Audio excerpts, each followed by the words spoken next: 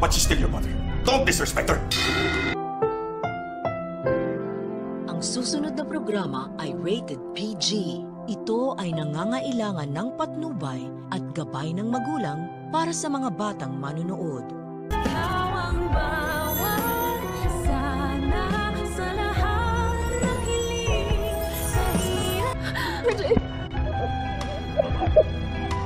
Masyado naman yatang obvious ang strategy ng mag-amang Eric at Justin para sa kanilang masamang balak sa Apex. Maisipan kasi ni Eric na kailangan nilang mag-ingat ng kanyang anak upang hindi sila mahalata ni Giselle sa kanilang masamang pakay na paghihiganti nga dito. Sasamantalahin ni Eric ang pagkakataon na muli na namang binabastos ng kanyang anak na si Justin ang kanyang ina na si Giselle. Dahil nang hinagis ni Justin ang binigay na bulaklak ng kanyang nanay, ay papagitna naman itong si Eric at sasawayin si Justin. Pakunwaring pagagalitan ni Eric si Justin at sasabihan niya ito na hindi porket galit siya sa kanyang nanay na si Giselle ay babastusin niya na ito. Kailangan niya pa rin daw irespeto ang kanyang ina dahil nga ito ang nagduwal sa kanya sa mundong ibabaw. Biglang-bigla naman si Justin dahil hindi niya inaakala na sasawayin siya ng kanyang ama. Pero eventually ay maunawaan din naman ni Justin ang ginagawang strategy ng kanyang amang si Eric upang hindi nga sila mapaghinalaan ni Giselle sa kanilang balak at maging positibo ang tingin ni Giselle kay Eric habang ginagawa nila ang kanilang plano. Sa kabilang banda, nanumbalik na naman nga ang kinatatakutan nitong si Lynette at ito'y walang iba nga kundi ang isa sa mga tauhan ni Moira na bumihag sa kanya sa kanilang bahay dahil nakita niya nga ito habang sila'y naglalakad ni Diyosa sa kalsada na tila nagpapagaling pa rin sa kanyang pilay na tinamo sa kanyang pakikipagbuno sa mga pulis at kay Carlos. Kaya naman habang nasa restaurant itong si Lynette ay hindi pa rin mawala sa kanyang isipan ang kanyang nakita